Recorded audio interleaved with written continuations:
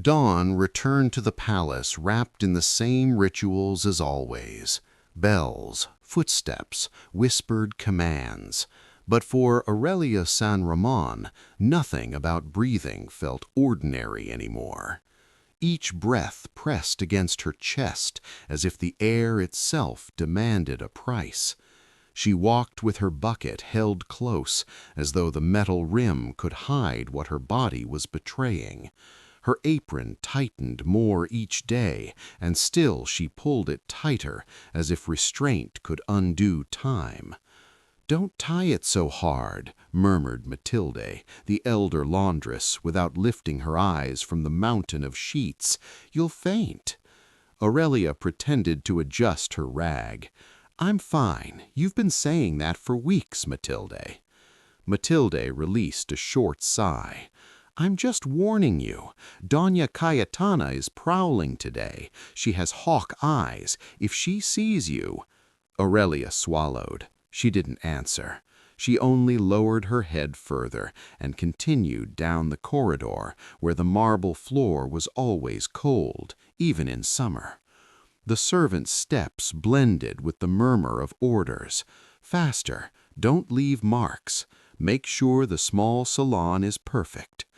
Aurelia's hands burned from chlorine and water, but worse than the pain was the fear. She had learned how to move without disturbing anything, to be a shadow that cleaned and vanished, to avoid eye contact, to ask no questions, to not exist. And still her body was beginning to speak what she had kept silent. When she reached the gallery overlooking the inner courtyard, the air smelled of fresh wax. Aurelia knelt to scrub a stain along the baseboard. The motion pulled at her belly. A soft tug, then another, an intimate reminder. She closed her eyes for a second and forced herself to breathe without sound. "Oh, God!" slipped from her lips. "Does it hurt?" Aurelia appeared behind her, carrying a basket. "I told you not to strain yourself." Aurelia straightened too quickly, like someone caught stealing. "It's nothing. I just got dizzy." Matilde gripped her arm. "Look at me." Aurelia didn't want to. Matilde asked again, quieter. "Look at me, Aurelia." She lifted her gaze. Matilde held it with a hardness full of tenderness. "You're not alone," she said, "but you have to be clever. If they see you, they'll tear you apart with their tongues." Aurelia let out a trembling breath. "They already are." "Then don't give them proof." Aurelia tried to smile, but couldn't. She returned to the rag, scrubbing, as if she could erase more than a stain. At the far end of the corridor, a door opened. A strange silence followed, as though the palace itself held its breath. Aurelia didn't need to turn to know who it was. The footsteps were different, slower, heavier, not a servant's steps. Matilde straightened immediately. "Keep going," she whispered. "Don't lift your face." Aurelia lowered her head further. Her heart pounded in her throat. Prince Gaspar de Villaseñor crossed the corridor as if walking inside his own shadow. Mourning clung to him. It wasn't just the black of his clothes. It was the way he looked or didn't look at people, the way he passed through them as if he no longer belonged anywhere. Aurelia tightened her grip on the rag. She didn't look up. She couldn't. Servants pressed against the wall, bowed their heads, murmured "Your Highness," with fear of erring. Gaspar rarely answered. Sometimes he nodded, sometimes not even that. He heard him stop nearby. "No," she thought, "please, not here. Keep going." But the steps stopped just behind her. Her skin prickled. "What is your name?" a low male voice asked, calm, not harsh, yet chilling. Aurelia felt Matilde tense beside her. She took a moment too long to answer. Her tongue stuck to her palate. "Aurelia, Your Highness." "Aurelia, he repeated, tasting the name. She kept scrubbing, her hand trembling. "How long have you worked here?" Matilde stepped forward with a bow. "Your Highness, the girl is assigned to the corridors." Gaspar raised a hand. It wasn't violent. It was the gesture of someone who owned silence. "I asked her." Matilde froze. "Some time, Your Highness," Aurelia said. "Some time." She swallowed. "Almost a year." Gaspar said nothing. She felt his gaze on her, as if he could see through the apron, the hunched shoulders, the hurriedly pinned hair. She wished she could become smaller. "Are you well?" he asked suddenly. The question disarmed her. She had expected a complaint, a reprimand, an order. Not that. She didn't know what to say. She glanced sideways at Matilde, searching for escape. Matilde spoke quickly. "Your Highness, her stomach's unsettled. She stood too fast. It will pass." Gaspar didn't reply at once. He stepped closer. He didn't touch her, but the air shifted. Aurelia forced herself to rise. The apron stretched. For a brief second, her belly showed more than she had allowed. It was enough. Silence thickened.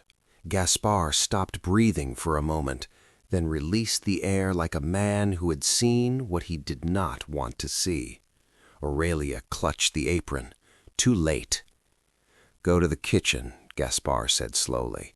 "Ask for water." "No, Your Highness, It's not a suggestion." She bowed her head. "Yes."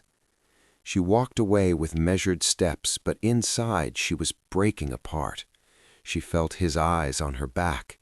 When she turned the corner, she leaned against the wall, gasping. Mathilde hurried after her. "I warned you. He saw." Aurelia pressed a hand to her belly. "He wasn't supposed to. He wasn't—" "Breathe." Aurelia gave a humorless laugh. "How can I breathe when it's already showing?" Mathilde lifted her chin. "Cold head. If you break, they'll eat you alive." "They'll dismiss me," Aurelia whispered. "They'll take him from me." "No," Mathilde said firmly. "Not if you don't let them." "How can I not, when I have nothing?" Mathilde looked away, afraid of being overheard. "Get water, and don't stay alone." The palace rumor mill never slept. In the service area, glances followed Aurelia. Conversations died. A spoon clattered. No one spoke her name, but she felt it all the same. That afternoon, preparations began for an inspection. Doña Cayetana would tour the main rooms. Perfection was demanded, and someone always suffered, if only by words. Aurelia was summoned to clean the corridor leading to the music hall, where echoes trapped every sound. Íñigo Valcárcel, the head steward, stood rigid by the door. "Hurry, she's coming." Doña Cayetana's steps announced her before she appeared, her thin cane striking the floor with measured authority. She entered flanked by two ladies, power draped in dark silk. "And this?" she asked, stopping before Aurelia. "One of the cleaners. New." "Lift your face." Aurelia obeyed slowly. Doña Cayetana's gaze squeezed like a hand. "What is your name?" "Aurelia, ma'am." "Aurelia," she smiled thinly. "Such a pretty name for someone who insists on neglecting herself." The meaning struck. "Ma'am, do not speak." Her softness humiliated more than shouting. "This palace values discretion and cleanliness. Everything else is scandal." Heat burned Aurelia's ears. "What are you hiding under that apron?" "Nothing." A short laugh. "Decent women don't hide. They marry or they leave." "I work. I fulfill my duties." "Fulfilling doesn't erase certain mistakes." "I am not a mistake," Aurelia whispered. The silence fell like a blade. Then the air changed again. Gaspar stood there. "What is happening?" he asked. "I'm maintaining order," she replied. "It doesn't look like it." "Rumor," she said. Gaspar corrected her calmly. "This is my house." and no one is humiliated in it. Luto has made you soft, she warned. Or honest, he replied. He ordered Aurelia to rise. Her legs trembled, but he spoke gently. No one will touch you.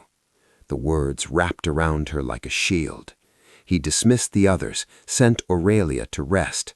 Mathilde led her away. That night, Aurelia returned to her tiny room beneath the stairs, gathered her few belongings, coins, a folded letter, an old key. She could not stay. She left under cover of darkness. She did not know she was followed. Gaspar moved through alleys he had never walked, driven by unease he could not name. He watched her enter a worn house, heard her speak softly inside to someone unseen. If he finds out, he'll take the only thing I have left. Gaspar's chest tightened. He knocked. When she finally opened the door, fear filled her eyes. I won't touch you, he said. I need to know you're safe. You don't understand, she whispered. Then help me understand. At last, the truth pressed out of her in fragments, fear, power, shame, and when a hidden object slipped from her clothing and struck the floor, Gaspar saw it. A medallion. Arriaga. The name closed around them like fate. From that moment, the palace was no longer just stone and silence. It became a battlefield of truth and power, where the lowly would no longer be invisible, and where God's justice, slow, unseen, but relentless, had begun to move.